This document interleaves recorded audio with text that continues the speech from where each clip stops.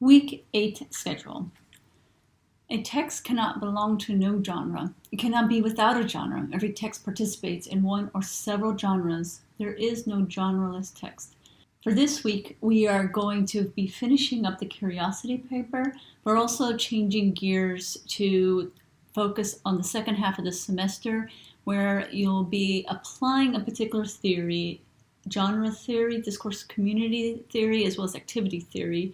They all sort of work together to help you analyze a particular community within your discipline. And so for this week, you'll be introduced to these theories and you'll have some quizzes to complete in order to understand the concepts. And then your journal entry for this week will be about your final draft of the curiosity paper. All right, so let's get started. So for Tuesday, we need the final draft of the curiosity paper ready to go. So ideally, you've worked through the structure of the paper, you've developed your ideas and focus, and so in class, you'll have classmates proofreading your paper. And so there'll be sort of one last run through. And the revisions of those edits for the final draft, it can be due anytime during the week, and I need to start grading that paper by Monday the 22nd because midterm grades are due by Wednesday the 24th. So it only gives me 2 days to read through the papers. And I also have another class I have to read for as well during that same time period. So it gives me a very small window to get midterm grades in. So you'll have your final drafts proofread on Tuesday, and again, you'll have the rest of the week to finish those edits.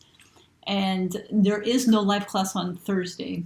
And what you'll need to do online during the week, you'll need to do your reflection regarding your final draft. And then also you'll be completing this quiz. The video is available here as well as on the actual quiz itself. And this is to help you understand what genre theory is and how you could apply it as a writing researcher.